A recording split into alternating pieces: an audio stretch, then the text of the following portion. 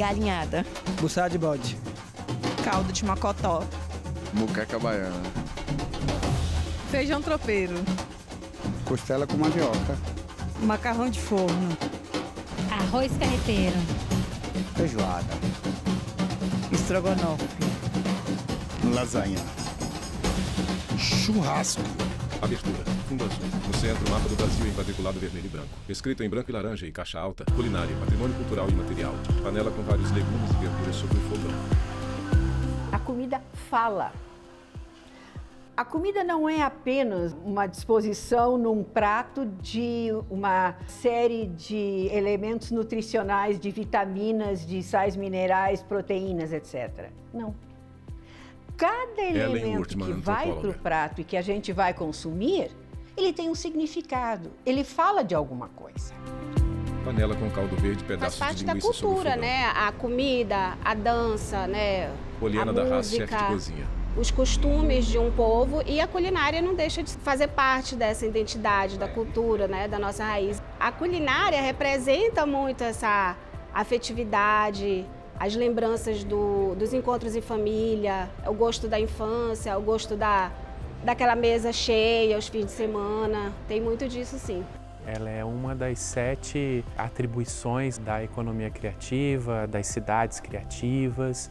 E por quê? Porque na Luiz Rebelato, perspectiva de analista do Sebrae. valorizar o local, o território, na elaboração das receitas, se busca então valorizar também esse lado da inovação, da criatividade, do respeito das tradições e da cultura local tradicional. Então, ao mesmo tempo que ela busca valorizar o que há de mais tradicional, também permite a criatividade na elaboração dessas receitas, desses preparos gastronômicos, né? O queijo artesanal produzido em Minas, ele está diretamente ligado à cultura do estado, né? Algumas localidades produzem o queijo aí há mais de 300 anos. Então, o queijo ele traz toda a cultura do povo mineiro, carrega consigo essa cultura até hoje e leva para as outras pessoas de outros estados, né, para que conheçam um pouco das tradições, das culturas do povo de Minas Gerais. A gente aqui, por exemplo, recebe muitos turistas que vêm na curiosidade de saber como é feito o acarajé e saber a história do tabuleiro, a história do acarajé. Então não é meramente você chegar aqui, pedir um acarajé, Elaine Michele, comer, baiana do acarajé. sem levar um pouco da cultura, da tradição, saber das nossas roupas, saber as palavras que nós estamos utilizando. Nós utilizamos algumas palavras que é de cunho africano, de matriz africana. Então eu acredito muito que o fato da baiana ser essa figura que representa muito o estado da Bahia, eleva e engrandece o nosso turismo. Tu tá viajando longe, há pouco fui ao Rio de Janeiro, fui a outros lugares e tu disse sou de Pelotas. Simone Maciel Bica, presidente da Associação dos Produtores de Doces de Pelotas. Cidade doce. Então, toda vez que tu fala em Pelotas, fora de Pelotas, tu ganhou um reconhecimento maior. Existem pessoas que buscam o produto com essa qualidade maior, com a procedência, com o reconhecimento. Quando a gente começa a olhar para a cozinha, a gente começa a olhar para a nossa terra de verdade. A gente começa a olhar para o Cerrado, começa a olhar para a comida de Goiás, para a comida de Minas.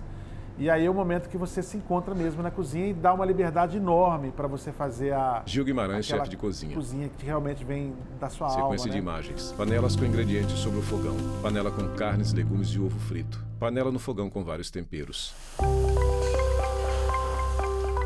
Mistura de sentimentos, conhecimentos e ingredientes vem a nossa culinária, que ganha novos sabores de acordo com a região, com a tradição. Se eu pensar no tradicional, eu estou falando algo Ellen que eu Urtmann, estou analisando antropóloga. desde dentro. Então eu posso falar de comida tradicional brasileira, eu sou brasileira, eu tenho toda essa vivência de comida brasileira. Mas, se eu falo em típica, eu estou olhando um restaurante ou uma comida de fora para dentro. Então, eu estou olhando uma comida típica de Bali, por exemplo. É gostosa, mas não tem nada a ver com a minha vivência, o Erlebnis, como seria no caso. A outra coisa é de se entender a sequência do significado do que é para pessoas de um lugar que vão para os restaurantes no interior, em outros lugares, para saborear essa memória gastronômica.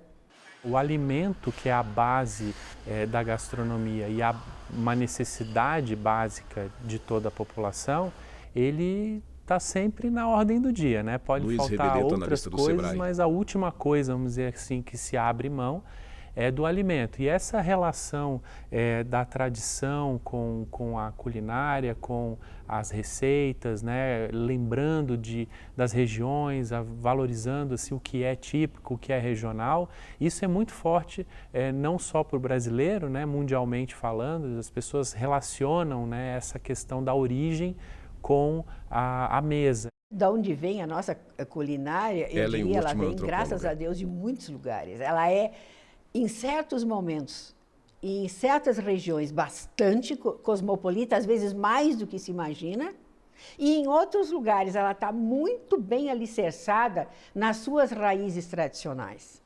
Então, por exemplo, se eu pensar São Paulo, a cidade de São Paulo tem uma abertura que se encontra comida de tudo que é lugar do mundo, literalmente. E isso significa conseguir não só os temperos, as especiarias, mas também os ingredientes, que têm especificidades, variedades específicas para determinados pratos.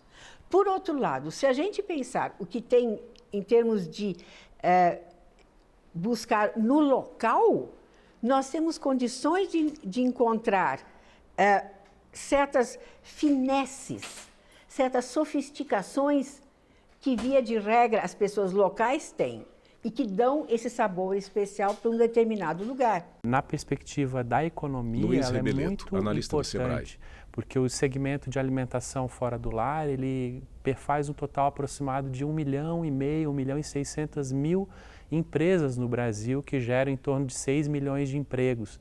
Então, tem uma relevância muito significativa na economia, gerando emprego, gerando renda e valorizando toda a cadeia produtiva do campo até a mesa, né? A gastronomia está ligada a uma coisa mais ampla, que é Gil Guimarães, chefe de você cozinha. cuidar do pequeno produtor. Eu acho que vai um pouco além, né? Que você está falando de várias coisas. A culinária eu vejo ali de cozinha, do dia a dia, da coisa assim. Mas no fundo é tudo a mesma coisa, é comer, que faz parte da alma, faz parte da necessidade do ser humano, né? E é uma coisa que as pessoas lembram, né? Uma das coisas da memória, a memória afetiva das coisas da sua mãe, da sua avó, de um lugar que você estava com uma pessoa que você gostava, ou de uma viagem que você fez. Isso marca a gente, né, no dia a dia. É uma coisa tão normal e tão simples, mas tão importante, né? Tão importante que pode virar patrimônio cultural imaterial. O IPHAN, Instituto Nacional do Patrimônio Histórico, já reconhece, por exemplo, o ofício das baianas do acarajé, as tradições doceiras de Pelotas e a produção artesanal dos queijos de Minas. O trabalho dos tacacazeiros na Amazônia ainda está em processo de reconhecimento. O reconhecimento como patrimônio imaterial, ele é uma declaração do Estado de que aquilo constitui a identidade do coordenadora povo geral de brasileiro. identificação e Que registro do patrimônio são os elementos que fazem a nossa identidade, que nos agregam e que nos dão um sentido de identidade, de vínculo, de relação.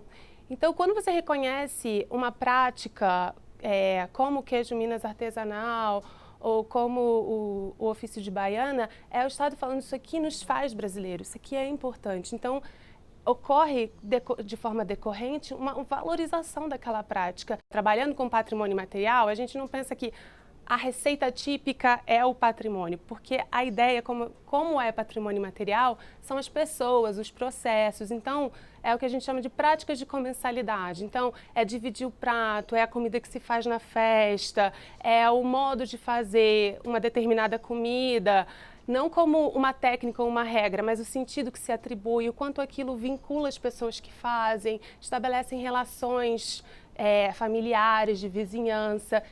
E é isso que a gente aponta como o patrimônio, é aquilo que vincula pessoas nas práticas com comida. Não existe um conceito fechado sobre o que é patrimônio cultural. Existe um dispositivo na nossa Constituição, a Constituição de 88, que é o artigo 216, que traz uma definição que ajuda a gente a Mário compreender, Pragmácio, advogado. né, os principais ditames do ponto de vista jurídico. Né? O artigo 216 fala que constituem o patrimônio cultural brasileiro os bens de natureza material e imaterial, tomados individualmente ou em conjunto, portadores de referência e ação dos diferentes grupos formadores da sociedade brasileira. O dispositivo é assim. E ele é um marco importante porque, pela primeira vez na história das constituições brasileiras trouxe o dispositivo, né, o termo bens de natureza imaterial. Criou-se uma avenida para as políticas de preservação do patrimônio cultural imaterial. Mas, basicamente, a gente tem as normas jurídicas referentes ao tombamento, né, que vem desde os anos 30, que é o Decreto-Lei 2537. Nos anos 2000, pós-Constituição de 88, a gente tem um decreto presidencial, que é o Decreto 3551 de 2000, que cria o registro de bens de natureza imaterial, né? O Brasil é reconhecido internacionalmente como um dos primeiros países a implantar uma política de patrimônio imaterial e é uma referência internacional nesse assunto. A Unesco começou a fazer os reconhecimentos com patrimônio imaterial por meio da Convenção de Salvaguarda do Patrimônio Cultural e Material da Humanidade de 2003. Nós éramos um dos poucos países, se não o único, a ter uma legislação de patrimônio imaterial quando a Unesco escreveu a convenção. Então, a gente colaborou bastante para a construção disso. O IPHAN, que é o Instituto do Patrimônio Histórico e Artístico Nacional, que é o órgão que faz esse estudo, né, faz o inventário, depois faz o reconhecimento oficial, concedendo o título de Patrimônio Cultural Imaterial do Brasil, e depois faz um acompanhamento, uma espécie de gestão, que a gente chama de salvaguarda dos bens de natureza imaterial, junto com os sujeitos detentores, produtores daquele bem de natureza imaterial, na tentativa de perpetuar e dar continuidade àquele bem. Então, existem alguns critérios. Quem começa primeiro definindo somos nós, as pessoas, né? Aquilo que você valoriza, que eu valorizo, aquilo que nos valoriza enquanto sociedade brasileira, que a gente olha e se reconhece naquilo como um elemento que nos une, que forma a nossa identidade. Então começa por aí, porque o registro, ele é sempre um pedido que ele requer participação social, um envolvimento da comunidade, começa daí. O instrumento de proteção, ele é uma política pública estatal, né? Então, no âmbito federal, quem faz os procedimentos administrativos para o reconhecimento do patrimônio nacional é o IPHAN, mas cultura é legislada de forma concorrente entre estados, municípios e a União. Então, estados também podem ter sua própria legislação, municípios, e aí eles vão ter suas estruturas de governo e suas próprias legislações. E os critérios são os mesmos para todos os 4 livros de registros, que é o livro de celebrações, o livro de formas de expressão, o livro de lugares e o livro de saberes. E o critério são 3, se ele é uma referência cultural para a sociedade brasileira, se ele tem relevância nacional, porque a gente está falando de patrimônio nacional, e se ele tem continuidade histórica, se ele se prolonga no tempo. Além do reconhecimento como patrimônio cultural e material, tem ainda o selo de indicação geográfica. Esse selo da indicação geográfica, né, com denominação de origem ou indicação de procedência, ele também serve para isso, para proteger um alimento, Luiz Rebeleto, analista do Sebrae. Um bem, né, coletivo que tem determinadas características e que são cumpridas essas normas muito rigorosas por esse conjunto de associações que cuidam, né, desse nome, desse saber fazer, para que o consumidor realmente esteja adquirindo um produto que seguiu aqueles padrões pré-estabelecidos que caracterizam aquele produto como um produto diferenciado. Então, existe todo um arcabouço legal por trás para proteger também, e isso acaba valorizando aqueles produtores, sobretudo os pequenos produtores que estão organizados naquele grupo, naquela região e que podem se beneficiar desse tipo de signo distintivo ou de indicação, né, um selo de procedência, um selo de origem para o seu produto. De norte a sul do país, sabores e tradições gastronômicas são valorizados e reconhecidos. Prepare-se para um passeio que vai dar água na boca. Fundo azul. No centro, mesa com toalha quadriculada vermelha, branca e diversas panelas sobre ela. Escrita em caixa alta em laranja e branco. Os doces de Pelotas, eles têm uma tradição de mais de 200 anos de história, tá? São doces que, além desse reconhecimento como patrimônio imaterial da cidade, né, do país, eles também têm um selo de indicação de procedência. Então, são doces que levam só produtos in natura, não podem ser industrializados, e eles têm que seguir receitas e a forma de fazer todas iguais. Eles passam por análise, por tudo, para poder ter esse selo e essa garantia de que esse doce é realmente produzido em Pelotas e de que foi produzido por alguma doceira daqui da cidade e região. Esse modo de fazer, ele até segue essas nossas receitas, a tradição que vem de famílias, de doceiras, de mãe para filha, para neta e tudo mais. Essa tradição aí, então, que foi reconhecida como patrimônio imaterial, diferente do selo de indicação de procedência, que tem um regulamento com a receita certinha, com ingredientes in natura e tudo mais. Esse título e o selo de identificação, eles trazem para nós assim um orgulho imenso e nos colocam numa vitrine bem maior e botam em prova todo aquele trabalho que a gente faz o ano inteiro e que as mães e as avós já faziam há um tempo atrás. Simone, que preside a Associação dos Produtores de Doces de Pelotas, conta que descobriu essa paixão ao se casar com o filho de doceiros tradicionais da cidade. Entrei na família e acabei caindo de paraquedas. Parei uma faculdade de Direito e embarquei nessa história e estou nela até hoje. Isso aí já fazem 16 anos. As pessoas dizem, tu trabalha com doce o dia inteiro, como é que tu consegue comer? Comendo, não tem como tu resistir a um quindim de Pelotas, não tem. Então, tu pega um quindim de Pelotas, um cafezinho preto e uma colherinha, porque eu gosto de comer um quindim de colher. Não tem como dizer que não, então a gente come sim. Difícil saber quantas qualidades de doces existem em Pelotas atualmente, já que novos ingredientes são incorporados a cada ano.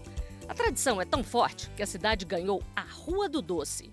É um lugar muito bonito, muito especial. Simone Maciel Bica, presidente da Associação dos Produtores de Doces de Pelotas. As pessoas que querem vir nos ver e nos conhecer, vão ali na Rua do Doce, ali é especial.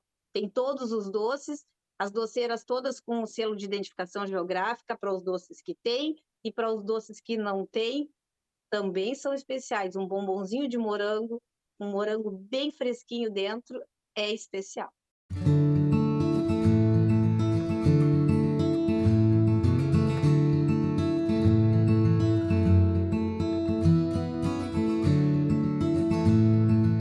Trembão é o que não falta em Minas Gerais. O modo artesanal de fazer os queijos da região também foi reconhecido pelo IFAM. O reconhecimento do modo de fazer o queijo de Minas artesanal como patrimônio cultural e imaterial do Brasil é importante para ajudar a preservar a nossa tradição e a nossa cultura, preservar os modos tradicionais de produzir um alimento símbolo do nosso estado. Hoje, 10 regiões de Minas Gerais utilizam o modo de produção do queijo Minas artesanal, que é reconhecido no IFAM como patrimônio cultural e imaterial do Brasil. Dentre essas regiões, a gente encontra as regiões, por exemplo, da Canastra, região do Cerro, de Araxá, Serra do Salitre, Cerrado, enfim, e entre outras regiões também. O que vai diferenciar um queijo, o queijo de uma região do queijo de outra região, é o que a gente chama de terroir, que é a união de vários fatores, como por exemplo o clima, a pastagem, a raça do gado e um toque final de cada produtor. E o sabor, quem prova quer sempre mais. A gente já tem uma lei que permite a comercialização desses queijos para outros estados. A gente consegue ter a venda aí para qualquer estado do país, mas ainda não consegue exportar esse queijo para outros países. E os mineiros sonham em ir mais longe. O reconhecimento como patrimônio da humanidade pela Unesco, se conquistado, ele vai ajudar a proteger ainda mais o modo de produção dos queijos aqui de Minas, promover esses produtos e os seus produtores, gerando mais emprego, mais renda para o homem do campo que está produzindo esse alimento ícone do nosso estado e assim conseguindo fixar esses produtores lá no campo para que eles continuem produzindo os queijos e oferecendo para o consumidor final. Fundo azul no centro, mesa com toalha quadriculada vermelha e branca e diversas panelas sobre ela. Escrita em caixa alta em laranja e branco acarajé. Baianas preparam panelas e ingredientes em barraca do acarajé. No tabuleiro da Baiana tem A pergunta que deu nome a um conhecido samba brasileiro desperta a curiosidade de muitos turistas e também dos conterrâneos. Impossível falar em Bahia sem pensar em acarajé, tradição que foi criada pela bisavó da Elaine. Em janeiro de 1944, aqui mesmo no Rio Vermelho, nesse mesmo local onde nós estamos, ela criou o acarajé, que na época era conhecido como acarajé da Ubaldina. E assim foi passado para minha avó, Ruth de Assis, e minha mãe, com 7 anos de idade, ela Elaine já Michele, baiana do ajudava acarajé. a minha bisavó nos afazeres em casa. E ela teve a grande sacada, porque ou ela dava continuidade ou elas iam perder o sustento da família, que na época minha bisavó já sustentava a família, já sustentava os filhos, os netos com o acarajé. Até que minha mãe, aos 10 anos de idade, decidiu assumir o ponto de acarajé. Ela, na década de 80, ela foi convidada para ser a baiana que fosse fazer a divulgação tanto da figura da baiana enquanto uma figura representativa da culinária e da cultura do estado, como divulgar a Bahia enquanto produto turístico para não só aqui no Brasil, mas fora do Brasil também. Então minha mãe levou o acarajé para a França, para o Principado de Mônaco, para a Itália, para a Espanha. Então, assim, essa visibilidade toda que ela ganhou foi justamente pelo carisma, pela forma com que ela tratava as pessoas e pelo amor que ela tinha pela profissão. Amor que passa de geração em geração e ofício que foi reconhecido como patrimônio cultural e material. Só fortalece ainda mais e reconhece ainda mais a importância dessa cultura africana inserida no contexto do nosso país.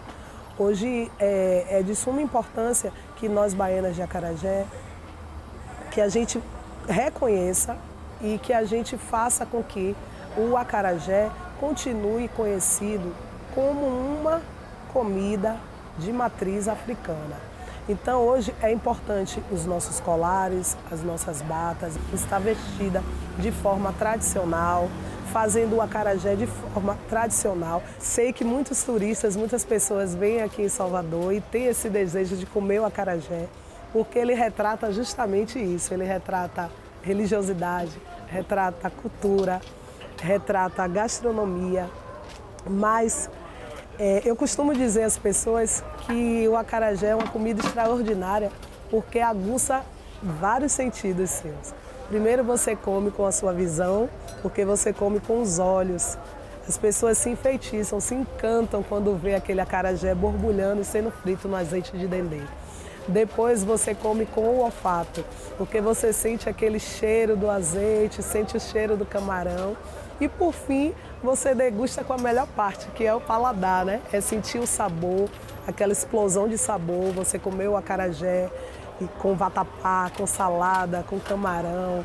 Isso lhe retrata e lhe leva a muitos lugares daqui da Bahia. Fundo azul. No centro, mesa com toalha quadriculada vermelha e branca e diversas panelas sobre ela. Escrita em caixa alta em laranja e branco, os sabores do Pará. Açaí, tapioca, tacacá, tucupi, maniçoba. Os nomes de origem indígena se traduzem em um sabor sem igual.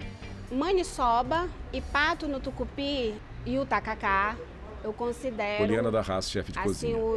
As meninas dos olhos do povo do Pará. E a maniçoba e o pato no tucupi são pratos também muito típicos do almoço do Sírio, né? Que é um grande evento religioso que a gente tem lá em Belém. E o tacacá é uma comida que começou muito assim na rua, né? Popularizou muito lá. Você vai em Belém, cada esquina tem uma barraquinha de tacacá para você tomar e a gente toma na calçada mesmo, tacacá quente, embaixo daquele calor.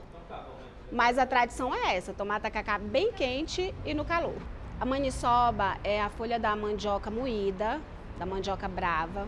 Ela precisa ser cozida por 7 dias para tirar o veneno da maniva, tá? Não precisa ter medo, porque hoje em dia, inclusive, já vende a maniva cozida por 7 dias nos supermercados e tal, tá muito mais fácil do que antigamente. E ela é cozida com todos aqueles ingredientes que vai na feijoada, com carnes, bovina, carne suína, bucho, costelinha de porco, né? Como se fosse uma feijoada, só que cozida na maniva. E o pato no tucupi é o pato assado de forno, ele tem que ser assado de forno tradicionalmente, e ele é mergulhado no tucupi com jambu, que é aquela ervazinha que dá a tremedeira na boca, que são ingredientes também que vai no tacacá. Tucupi, o jambu, camarão salgado e a goma. A goma é feita da massa da tapioca. Poliana e o marido estão longe de casa, mas mantêm a tradição paraense sempre por perto. A gente decidiu montar esse restaurante devido à nossa saudade Poliana da da Haas, nossa chefe de terra. cozinha. Né? A saudade da comida, do nosso povo. E aí a gente comia aqui em Brasília em feiras populares que tem comidas típicas de todos os lugares do Brasil, né? A gente ia comer a nossa comida. E aí a gente percebeu que tinha espaço para mexer com isso aqui, né? No começo a gente começou a receber muitas pessoas que nunca tinham provado a comida paraense e tem gente hoje que come açaí puro, sem açúcar, sem nada, que come maniçoba sem arroz, pessoas que nunca pisaram no Pará. E isso é muito legal. O ofício de quem faz o tacacá ainda está em processo de reconhecimento, mas o orgulho já é grande. É um orgulho muito grande para a gente ter Poliana da Haas, chefe de cozinha. isso como um patrimônio imaterial, porque só quem é de lá, quem vive isso, quem passou a infância vivendo isso, a gente sabe o valor sentimental que isso tem pra gente e eu achei assim de um reconhecimento muito merecido. Para quem ainda não provou o tacacá, fica a dica. Esse é o tacacá, pessoal, tá? Cuia com caldo amarelo, folhas de jambu e camarões Uma das inteiros. comidas maravilhosas lá do nosso norte do país. Inclusive diz o seguinte, quando a pessoa está na mesma cuia com a pessoa amada, o amor dura para sempre, tá? Fundo azul. No centro, mesa com toalha quadriculada vermelha e branca e diversas panelas sobre ela. Escrita em caixa alta em laranja e branco, misturas do Cerrado. O mineiro Gil desenvolve a arte da gastronomia em Brasília com uma mistura às vezes impensável de sabores. A verdadeira pizza napolitana é patrimônio imaterial da humanidade. O chefe trouxe da Itália a certificação que atesta a autenticidade da receita que produz aqui. E é no Cerrado que ele busca novos ingredientes. A partir dessa certificação, se pede que você use a cultura napolitana para fazer a pizza. O que é? É sempre valorizar a massa, o pequeno produtor, e você não precisa de carregar no recheio. E sempre usando, se possível, produtos, né, da sua região ali com a cultura napolitana. Você tem o processo e a receita de fazer uma pizza. Você tem que usar farinha, um tipo de farinha, que pode ser que é italiana, geralmente fina, mas a gente já mistura uma farinha aqui de Goiás, moída no moinho de pedra, de um trigo maravilhoso, que esse trigo é colhido, fica no moinho, quando a gente precisa eles moem, mandam pra gente, a gente já botou brasilidade ali, mas é um processo produtivo de como fazer uma pizza. Então você faz uma massa de pizza, que fica no mínimo fermentando 8 horas, com um tipo de farinha X, você tem que abrir com a mão, você coloca no forno de 430 a 485 graus, e quando você faz essa pizza, ela tem que ficar de 60 a 90 segundos nessa temperatura. Então é um produto certificado que você tem que seguir normas para chegar a um resultado. O que foi legal nesse processo? Porque dali eu aprendi a valorizar o pequeno produtor, dali eu aprendi que você precisa de usar técnica para entregar um resultado legal, e a pizza napolitana pode ser média, ruim, maravilhosa, mas ela tem um produto, um caminho para você seguir para chegar naquele resultado. E para terminar esse passeio pelo mundo da gastronomia, uma receita que mistura sabores bem típicos do Cerrado. Na hora que a banha derreter, joga um pouquinho da cúrcuma aqui. Gil Guimarães, chefe de cozinha. Isso aqui é uma base que a gente já deixa pronta, com caldo, com um pouco de linguiça, com um pouco de cenoura, um pouco de cebola, para a gente fazer o arroz de território. Esse é um arroz vermelho e um arroz cateto. Ele é legal porque além dele segurar, né, o calor, para ele ficar mais al dente, ele não se desmanchar, ele aguenta bem a água, bem o caldo, para a gente poder dar mais sabor pro arroz, né? Paralelo a isso, a gente vai dar aqui uma selada e vamos jogar uma cachaçinha para passar aquele gosto de cachaça, né? Sobre o fogão, frigideira com pedaços de linguiça.